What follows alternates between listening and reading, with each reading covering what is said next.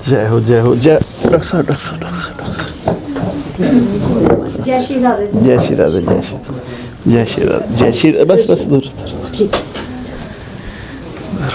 होर दसो ठीक हो ना। प्रणाम करो बस आयो तुसीं इत्थे आ जाओगे जे सौखे बैठना है तो उधर रहने अच्छा ਹੁਣ ਆਪਾਂ ਸਾਰੇ रल के प्रेयर करो कि महाराज जी अपन सारा रास्ता दिखाओ। यहाँ पे आपके बहुत चरणों की जरूरत है। यहाँ पे लोग नशा बहुत करते हैं, पता नहीं क्यों करते हैं। मेरे को यहाँ पे इस एरिया में नशा बहुत है, बहुत दुख होता है, बहुत दुख होता है। पता नहीं क्यों है, मतलब इतना दुख होता है ना।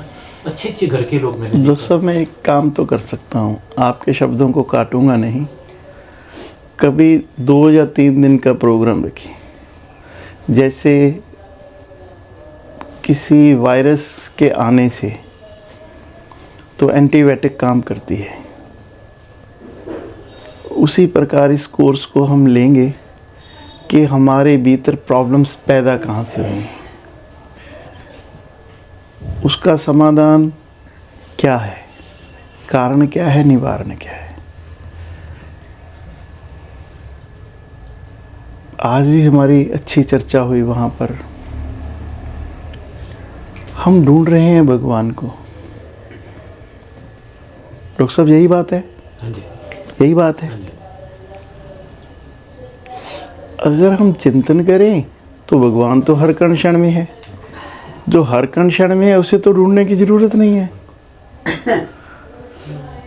और वो हमें मिला हुआ भी है क्योंकि उसका रूप हमारे भीतर है, स्वयं ब्रह्म है। पर एक भ्रम है हमारे भीतर विकारों का। हम विकारों को मिटाना नहीं चाहते, हम उसको पाना चाहते हैं। जो पाया हुआ है उसी को पाना चाहते हैं।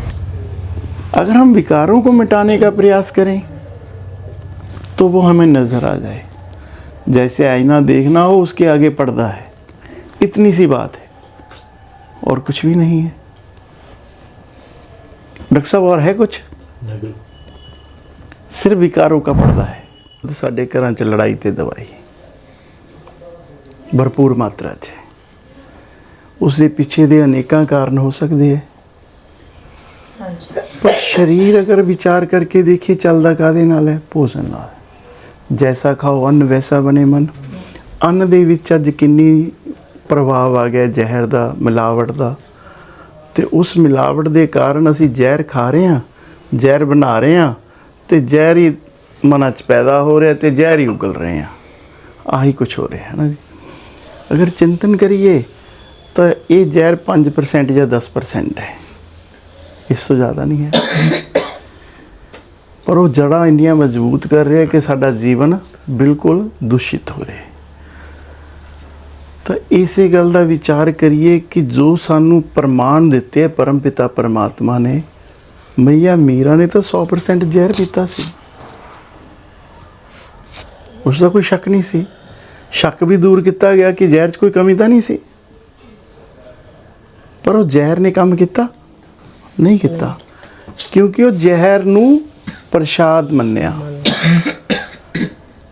ते प्रसाद दा एक किणका साडे रोगां नू कट सकदा है, यही साडा भाव है। पर जे भाव शुद्ध होवे, जिस तरह दे पहला भाव करे है वो भाव होणगे तो प्रसाद है। जां उस भी मिलावट आ गई कि उस भाव नहीं ना, उस जरूरतां आ गई भाव में भगवान।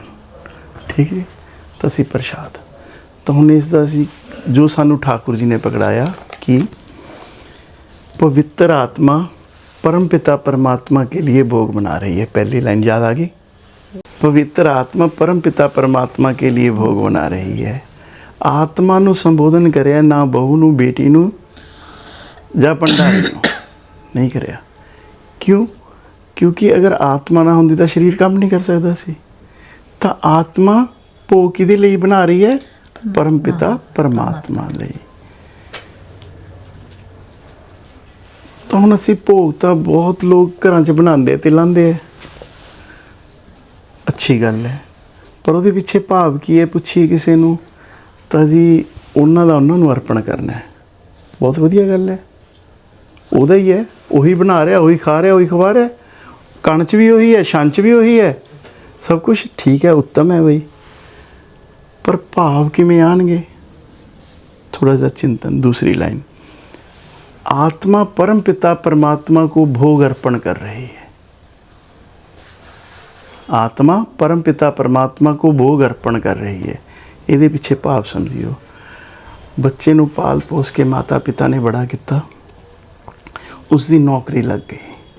ਅਗਰ ਉਹ ਪਹਿਲੀ ਸੈਲਰੀ ਲਿਆ ਕੇ ਮਾਤਾ ਪਿਤਾ ਦੇ ਹੱਥ ਤੇ ਰੱਖ ਦਿੰਦਾ ਹੈ ਤਾਂ ਜਿਹੜਾ ਵਾਈਬ੍ਰੇਸ਼ਨ, ਜਿਹੜਾ ਆਸ਼ੀਰਵਾਦ, ਜਿਹੜੀ ਪੋਜ਼ਿਟਿਵ ਊਰਜਾ ਮਾਤਾ ਪਿਤਾ ਦੇ ਮੁਖ ਚੋਂ ਨਿਕਲੂਗੀ ਉਹ ਪਰਮਾਤਮਾ ਟਾਲ ਸਕਦਾ ਹੈ? ਇਹ ਦੁਨਿਆਵੀ ਗੱਲ ਹੈ। ਤੇ ਆਤਮਾ ਭੋਗ ਕਦੋਂ ਬਣਾਊਗੀ? ਚਾਹੇ ਉਹ 10 ਸਾਲ ਦੀ, 12-15 ਸਾਲ। ਉਹਨੇ ਸਿੱਖਿਆ, ਸਿੱਖਣ ਤੋਂ ਬਾਅਦ ਉਹਨੇ ਭੋਗ ਕਿਹਨੂੰ ਲਵਾਇਆ? ਪਰਮਾਤਮਾ। ਭਾਵ ਬਦਲ ਗਏ। ਆਤਮਾ ਨੇ ਪਰਮਾਤਮਾ ਨੂੰ ਭੋਗ ਲਵਾਇਆ। ਭੋਗ ਤੋਂ ਬਾਅਦ ਕੀ ਬਣ ਗਿਆ? ਪ੍ਰਸ਼ਾਦ। ਹੁਣ ਅਸੀਂ ਉਹ ਪ੍ਰਸ਼ਾਦ ਕਿਹਨੂੰ ਖਵਾਉਂਦੇ ਹਾਂ? ਪਤੀ ਨੂੰ, ਬਹੂ ਨੂੰ, ਬੇਟੀ ਨੂੰ, ਬੇਟੇ ਨੂੰ। ਤਾਂ ਉਹਦੇ ਨਾਲ ਰਿਸ਼ਤੇ ਕਿਹੜੇ ਡਿਵੈਲਪ ਹੋ ਰਹੇ ਨੇ ਸੰਸਾਰ ਦੇ? नहीं। सब, तीसरी लाइन, सभी सदस्यों में परमात्मा के दर्शन करते हुए प्रसाद ग्रहण करवाना है। पहला भोग से प्रसाद बन गया, मतलब कि जिन्हों भी प्रसाद ग्रहण करवा रहे हैं वो परमात्मा देखने। अगर वो आत्मा ना होंदी तो भोजन कर ही नहीं सकता सी। तो साडा रिश्ता किहदे नाल मजबूत होऊ? किन्नी बार दिन च असीं पति च परमात्मा देख लांगे, अपने बच्चों च देख लांगे, सੱਸ 'ਚ देख लांगे, माँ 'ਚ देख लांगे, बेटी 'ਚ देख लांगे, बेटे 'ਚ देख लांगे। एक दिन नाल तो नहीं होना जी काम। जिन्हों बार बार बकायदा इस पर लाइन लिखी गई है, कृपया प्रसाद बनाते समय हर बार निमन बातों, हर बार चाह बनाने लगे, दुध बनाने लगे, नाश्ता बनाने लगे, जिन्नी बार तुसी ये 3 लाइनों नूं पढ़ोगे तो लाइनां पकड़ो कौन? ब्रेन। अज जिन्नी प्रॉब्लम है वो कहाँ च है? ब्रेन च। जे ब्रेन ने ये गल पकड़ ली तो पार हो जू काम या नहीं? जैसा खाए अन्न वैसा बने मन। प्रसाद बीमारी कट्टूगा, भोजन बीमारी लाऊगा। इस उपर समाधान हो सकता है जी? सौखा काम है कि अपना लोगे हुण? जो अगली बार आवांगे तो सुनांगे सी जरूर। मूँह जबानी याद होनी चाहिए लेना। जिहड़ा बंदा 10 दिन भी पढ़ लूगा इन्हां लैना नूं, दिन च 3 बार पढ़ू, याद नहीं होणीਆਂ जी? याद होंगे। सानू स्कूल च जो होमवर्क मिलता सी तां तीसरे दिन वो जे याद नहीं हुंदा तां डेस्क ते खड़ा कर दिंदा। वो तो सजा का डर हुंदा सी। बहुत वधिया गल कही है। साडा चैनल सुनियो जिस दे विच असीं क्लासां लैंदे आ बच्चों नूं।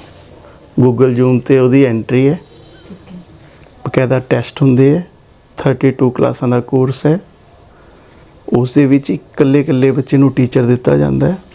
ਬਕਾਇਦਾ ਟੀਚਰ ਉਸ ਦਾ ਹੋਮਵਰਕ ਚੈੱਕ ਕਰਦਾ ਹੈ।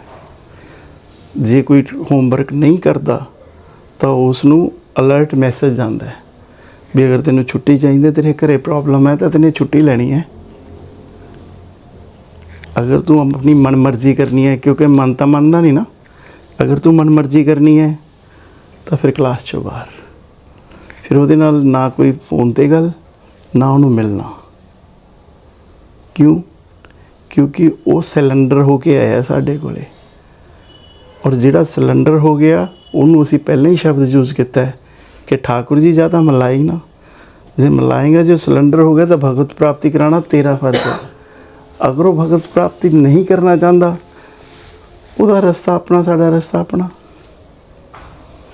जिहड़ा तुसीं डर दी गल, ये भी इहदा आंसर भी हैगा साडे कोल। कोई क्वेश्चन कर लो तो आंसर देवांगे, बकायदा ये नहीं प्रूफ दे नाल देवांगे। अज पिया उस चैनल ते,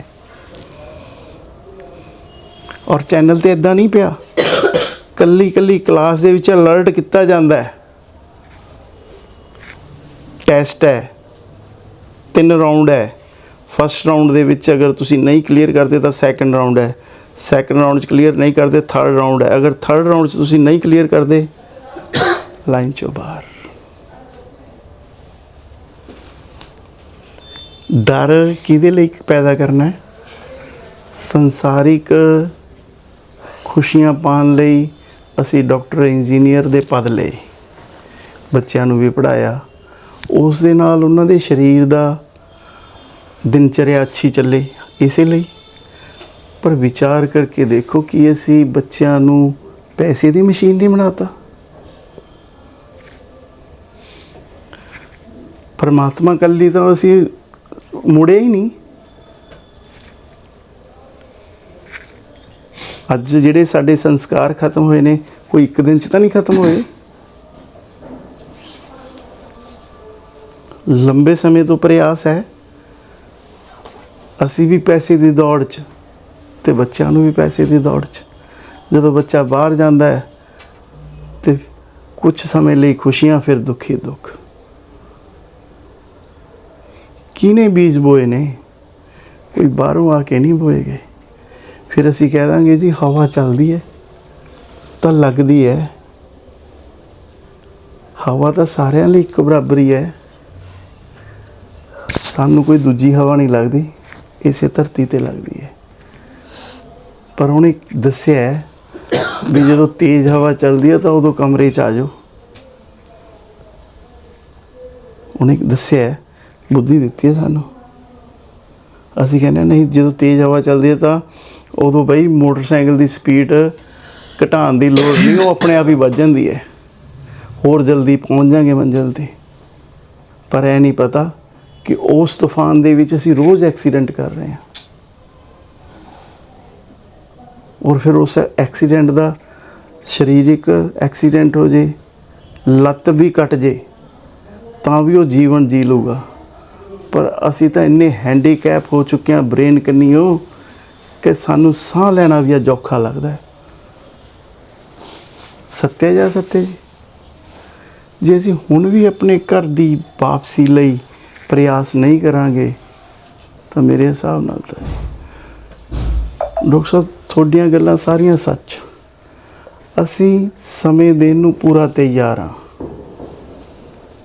ਸਭ ਤੋਂ ਜਿਵੇਂ ਮਰਜ਼ੀ ਲੈ ਲਓ, ਸਾਡਾ ਪੂਰਾ ਜੀਵਨ ਇਸੇ ਗੱਲ ਲਈ ਸਮਰਪਿਤ ਹੈ।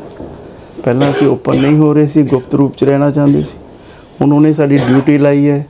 ਬਕਾਇਦਾ ਚੈਨਲ 'ਤੇ ਸੁਣ ਕੇ ਦੇਖੋਗੇ, 2 ਚੈਨਲ ਨੇ, ਉੱਤੇ ਵੀ ਅਸੀਂ ਇੱਕ ਅਧਿਆਤਮਿਕ ਪ੍ਰੀਖਿਆ ਹੈ। ਪਿਛਲੇ ਮਹੀਨੇ ਜਦੋਂ ਅਸੀਂ ਆਏ ਸੀ ਨਾ ਤਾਂ ਕਿਸੇ ਦੇ ਘਰੇ ਸੀ, ਬਕਾਇਦਾ ਉਹਦੀਆਂ ਕਾਪੀਆਂ ਚੈੱਕ ਕੀਤੀਆਂ ਸੀ। ਕਿਸੇ ਬੱਚੇ ਨੇ 530 पेज लिखे, किसी ने पूरा परिवार का जीवन बदल दिया जी। ये कृपा है उसकी, हम इस जोनी में बैठे हैं। पहली कृपा। दूसरी कृपा, भाई हमें ऐसा परिवार मिला जो परमात्मा से आस्था रखता है, ये दूसरी कृपा। तीसरी कृपा होती है हमारे ऊपर धाम की, धाम दर्शन को जाते हैं, ऐसा ही। तो धाम दर्शन के लिए भगवान ने क्यों बुलाया कि तू 84 से बाहर आ जा, इसीलिए, और तो कोई नहीं। पहले तो जन्म इसलिए दिया, फिर ऐसा परिवार दिया, फिर अनंत गुना कृपा की।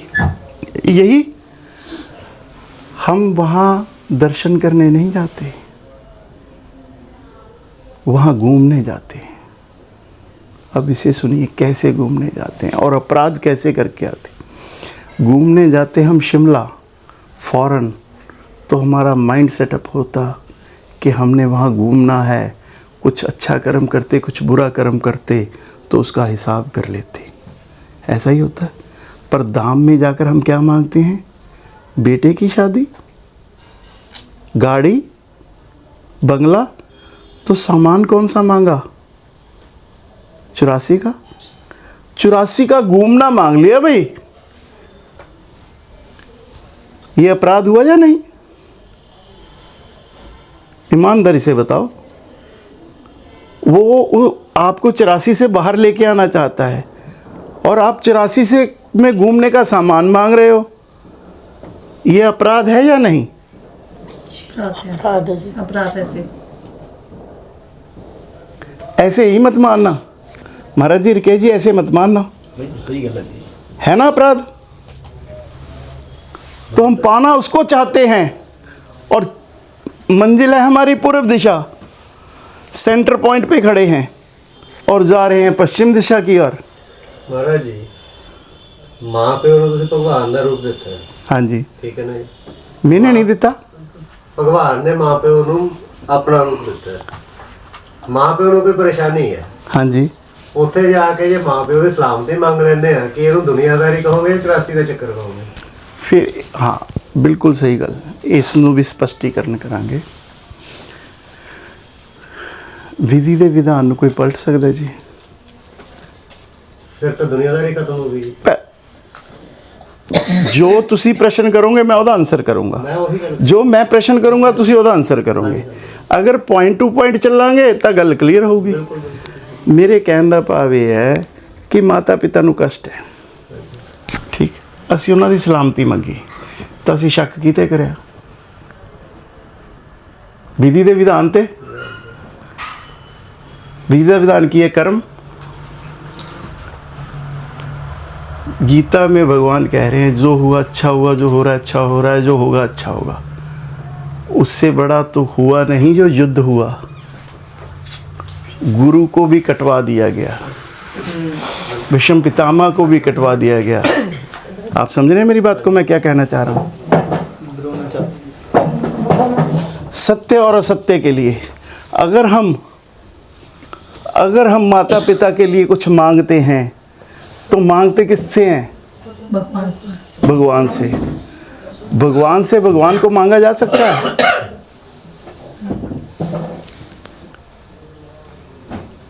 जब इस बात को थोड़ा सा गहराई से लेना, जब कोई कार्य करते हैं अच्छा तो कोई रोकता है? नहीं रोकता। जब कोई गलत कार्य करते हैं, सबसे छुपकर करते हैं, तब वो रोकता है। जब रुकते नहीं तो उसकी सज़ा मिलेगी? मिलेगी ना। अगर हम उसकी सज़ा की माफ़ी मांगें, उसके लिए प्रार्थना करें, तो शंका किसके ऊपर की हमने? भगवान के ऊपर। सीधा सीधा उसके विधान के ऊपर। आपका प्रश्न क्लियर हुआ या नहीं? एक बात बताइए, बड़ी अच्छी चर्चा चलेगी क्योंकि सभी समझदार हैं। माँ ने जन्म दिया, पिता पालन पोषण कर रहा है, उसे कुछ नहीं पता बच्चे को। आज बच्चा फॉरेन में बैठा है, बच्चे को तकलीफ़ हुई, माँ कोसों दूर है, माँ को पता चलता है? माँ के हृदय को पता चलता है या नहीं पता चलता? चलता। अरे भाई, दुनियावी माता पिता को पता चलता है, जो जगत का पिता है उसे नहीं पता होगा कि इसको क्या चाहिए। मांगने की तो जरूरत ही नहीं, इसको पता ही होता है भी क्या चाहिए मेरे भक्त को। अगर प्रभु श्री कृष्ण अर्जुन को गुरु के सामने खड़ा कर सकते हैं, हमारा फर्ज है, हमने माता पिता को भगवान मानना है, ये हमारा फर्ज है। पर अगर हम उनकी सज़ा कम करने का प्रयास करेंगे, वो अपराध है।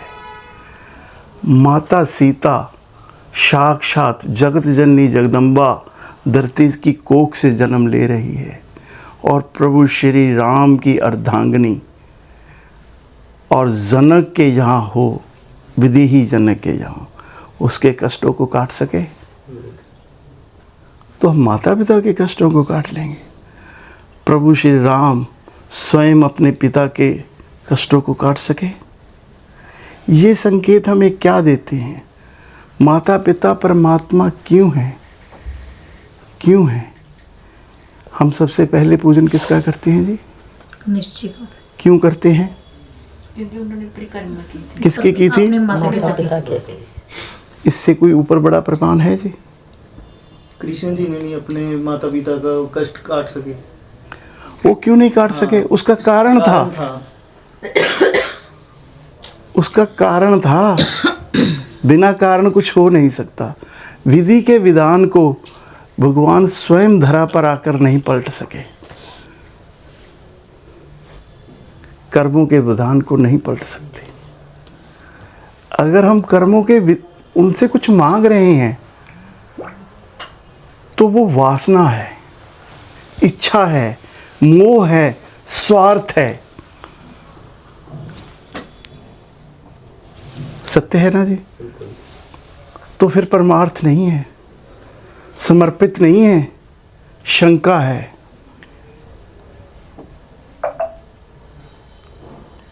किसी का और प्रश्न है कोई तो करिए, फिर कोई भाव आ रहा है फिर वो चल पड़ेगा नहीं।